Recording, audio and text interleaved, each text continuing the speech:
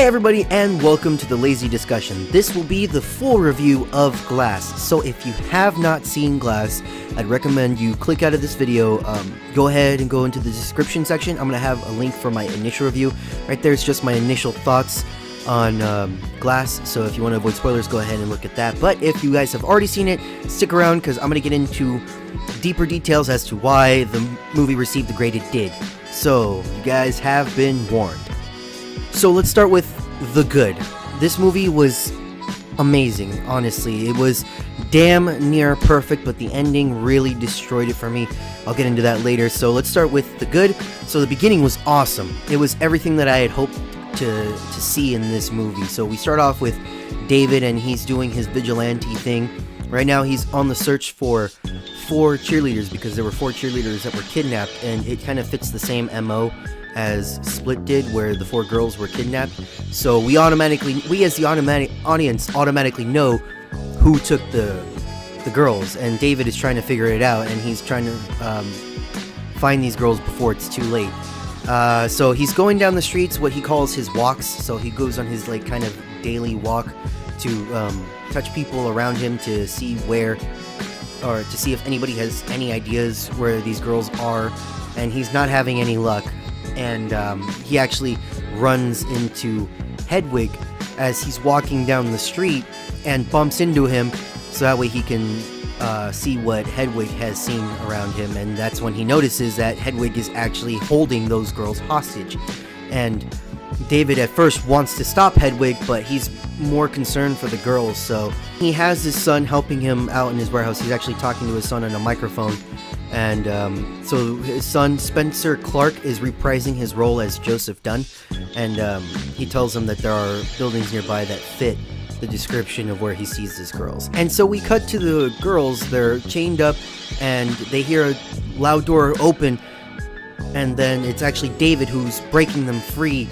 And as the girls are getting ready to run, they hear a loud roar. So we know that the beast is coming. And they're looking back where he is, and he's running around, you know, how he does his signature run and hide type deal. And the girls are like, where is he? And like you just see with David's shocked look, he starts looking up and points slowly at the ceiling, and we get this awesome shot of the beast crawling on the pipes. And as it's showing David, and it's zooming out, but it's also kind of rotating to give us that POV look of the beast crawling on the pipes towards David and the girls. And this is where we get our first showdown. This is what makes the beginning so awesome, because we finally get the fight between David and the beast. I was a little bit taken back at the fact that it's so early in the movie, but either way, they start trying to fighting. You know, the beast picks up a table and throws it at David. David catches it, has the girls try to escape, and then they start to get in this fight. Now, they're not throwing like haymakers at each other or anything, but they're just like grappling with each other, and it's interesting to see them like pushing up against each other and pitting each other up on walls and pillars. And now hang on, let me do the math. So it's 5 carry the 3, 20, 22, 5, 6, 8, yeah. Okay, so I'm about 80% sure that James McAvoy actually did some of the choreography. It's pretty cool because he does like this nice little run up on the pillar that he's been pinned up against to push David back, and this fight was just pretty cool. But it was just an amazing choreography. It was not like a crazy fight, but it was just fun. So then the beast gets a hold of David and starts trying to crush him, and David can't break free, but the beast can also hurt David. He's trying really hard to snap David in half, but he can't. So then David sees a window and then runs at it and breaks through it and falls to the ground. And I just thought that beginning was absolutely amazing. It was everything that I was hoping for in the fight. You know, it was a nice little start to the movie, and then this is where they get caught and they're taken to the mental institution by Sara Paulson's character, Dr. Ellie Staple. Now, from what I've been hearing, is that a lot of people are a little bit taken back by the fact that the middle part, or the institution part, is really slow, but I thought it was really good, especially that we got that one scene with Kevin and James McAvoy's character, Kevin, where they have him in his room, and they have like this special device for him where it flashes the lights and it keeps changing his identities. I just really love that scene, how they kept flashing the light, and every time James McAvoy pulled out this new character, each character was so unique and fun to watch that, oh my god, that alone is worth the admission of the ticket. And I loved how M. Night Shyamalan used it. So there is that one point where the doctor, he's trying to take the key card from the nurse, but the nurse is starting to flip the lights. I liked how M. Night kept switching back from Kevin to the nurse each time, so that way it looks like it's a complete.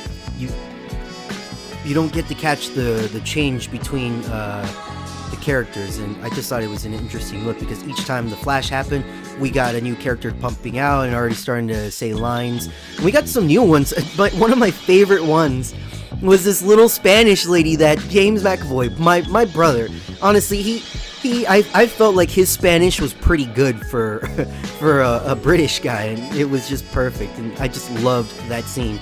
What I also like about the institution is we get to see Mr. Glass's abilities. In Unbreakable, we didn't really get to see it. We understood at the very end of the movie that he was this mastermind, but in the institution, that's where it becomes more his film. Well, it's more Kevin's because Kevin gets to have the better lines and stuff, whereas Mr. Glass is more resigned to a wheelchair. But I just like how you knew he was developing a plan in his mind because Dr. Staple, Sarah Paulson's character, has told us that he had been trying to escape before, and that he has great intelligence. So it was interesting to see that because now we can see that Samuel L. Jackson's character, Mr. Glass, is really working out a plan to try to free himself. Each time there are little bits of hints that he's taken something, or he's changed the tools and on certain things, like how he changed the machine or the lens for the machine that was gonna relieve the part of his brain that supposedly is causing his abilities. So I really like that too. Another part that I really liked is when they're trying to escape Mr. Glass and Kevin, how they're traveling through the tunnel, and then the security guards try to stop them, but Kevin says, all right, we need you to roll forward. The beast wants you to roll forward, and I'll take care of these guys. So Mr. Glass agrees with the plan. And what I really liked about this scene was that we kind of get a little bit of a duality with this scene. So Patricia starts to walk back, and she's looking up at the sky, and she's saying, I believe. And like each time is like more deeper and deeper. And I like this scene because earlier, we got the scene with David's son, where he was saying like he wasn't afraid. He was like visiting his son in the night, and like he was like, oh, are you okay? But his son was like, no, I'm fine, Dad, because I believe in you now. I believe that he was believing in the fact that he was this hero. And I like that we got to see kind of the dual side with Patricia, and believing that the beast is the overall protector that they need. And that scene just really hit me. I was like, damn, that was awesome. And then the fight at the end, we finally get David, and he breaks out of his jail because what Mr. Glass's entire plan was to try to destroy, or to go to this giant tower that they're building and blow it up.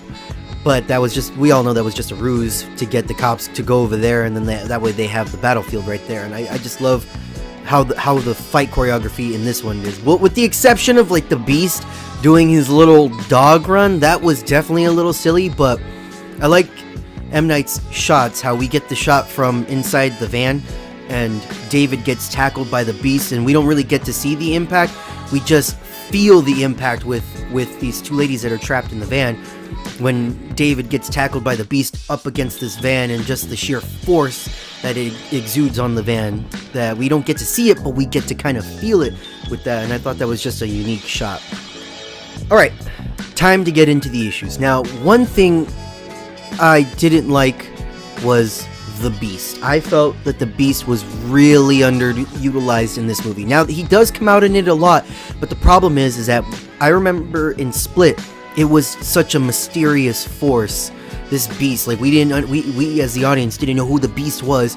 We were waiting in anticipation for him to come out, and when he finally came out, it was still such a mysterious force. We never really got a clear shot of his face until the end when he's bending those bars, but even then, it was still like with shadows casted on it, and then he has like these really dark pupils. I just thought that we saw too much of the Beast in this one. He was too much in the light, and on top of that, when we did see him, it wasn't as mysterious as it was in Split. I felt like that's what M. Night kind of needed to do in this one, was to kind of keep the Beast a little more mysterious. Maybe not too many close-ups of his face, because in this one we actually get more of a character development with the Beast.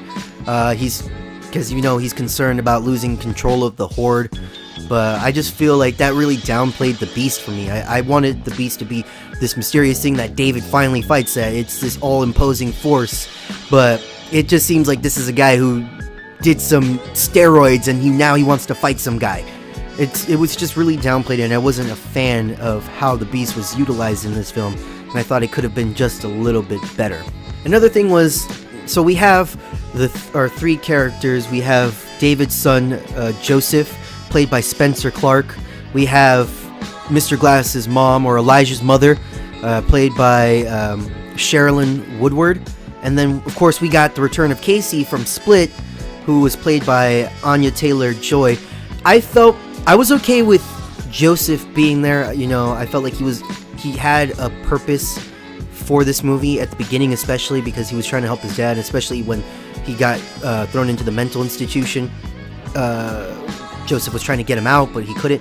So I was okay with Joseph kind of being there. That he made sense.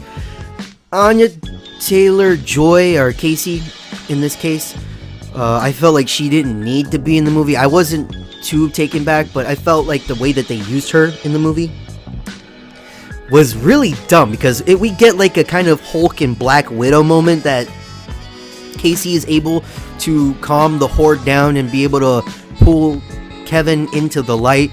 I just thought that was kind of dumb. I wasn't on board with that. I was just like, this is exactly like the Hulk and Black Widow. Oh, the beauty comes the Beast. I don't know. I felt like she didn't need to be in the movie. And then Mr. Glass's mom, I felt like she really didn't need to be in the movie. And on top of that, I don't want to talk trash on the actress. I mean, she's very beautiful. I don't know if they just tossed a little bit of makeup on her, but it seems like they threw a ton of makeup on her to make her look older, and the makeup looked terrible.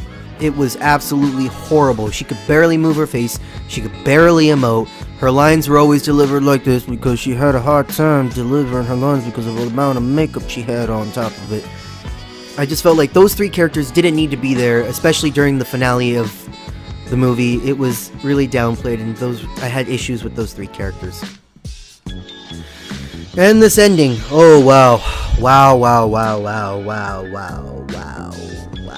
Okay, I was not a fan of this ending because we finally got to see that everything that he had been building has been confirmed. So these guys are literally superheroes. So I was on board. M. Night, you had us, bro. You had us right here in the palm of your hands, man. You had it. That first twist was fine, but then you doubled down with this secret organization, and then this secret organization is doing its best to keep heroes under wraps. So with Mr. Glass's death, I was alright with that. That was a little bit more deserved, I feel, because he did cause Kevin's father's death. But then we start to kill off other characters. First, the Beast tries to run away after their fight. He tells him, "Oh, we'll see you later." And I was gonna be ready for that next fight. But then Casey comes by and touches Kevin, and of course, he turns back into his normal self, and a cop shoots him, and he's dying. And then some nameless Joe, some unknown person, this random guy, grabs the weak-ass David and then sticks his face into a puddle and drowns him. And this thing is dragged on and on. We just get to see the suffering of David, and then finally he dies. And I'm just sitting there in the audience thinking, what? Is this how you really want to go, M. Night? Is this what you really wanted to do? Okay. And then, of course, Mr. Glass sent the video to his mom, Casey, and Joseph. Those three, I'm not entirely sure why.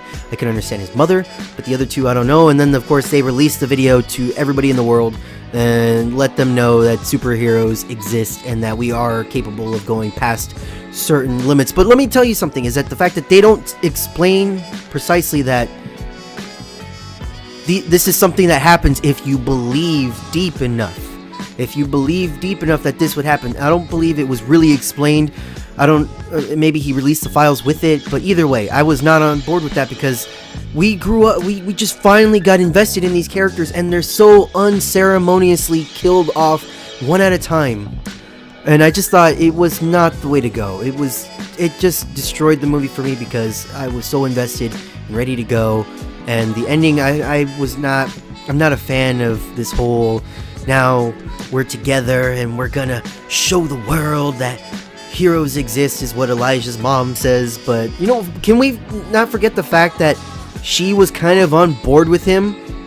Your son just killed a lot of people and was saying he was going to kill more people. He just killed a nurse in the hospital that he was in, and on top of that, they killed that other guy who was picking on him, which makes a little bit more sense. He deserved to die, but either way, they just killed more people. And Casey and Joseph are sitting there with her and just going along with her plan. Did they not remember that her son was kind of a terrorist or a mastermind, an evil mastermind? So yeah, I was just so taken back by this ending, and it was completely ruined. It just ruined the movie for me. But 80% of this movie was good. I really enjoyed 80% of it. This is why I believe it got a B- in my mind, is the fact that 80% of it was really good. It was solid. It was old M. Night Shyamalan style, and I loved it. I was so invested in it. The ending just kind of, yeah, it did pull the rug out from under me, but I felt like the rest of the movie was good enough that let's see where he goes with it. Not happy with the ending, but it is what it is, and we'll see where M. Night goes from here. Or maybe this might be the end of the story, and now we're just left with unanswered questions and a terrible ending that did not stick the landing for this movie to be perfect. This movie was damn near perfect, but that ending just destroyed it.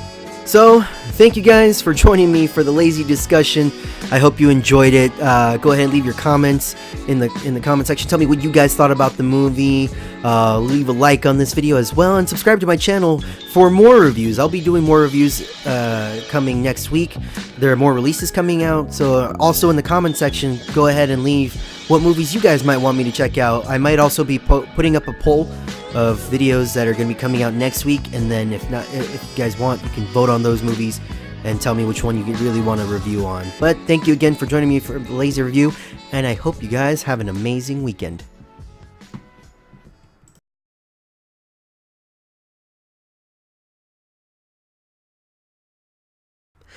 I will remember you. Will you remember me? Weep not for the memories. I will remember you.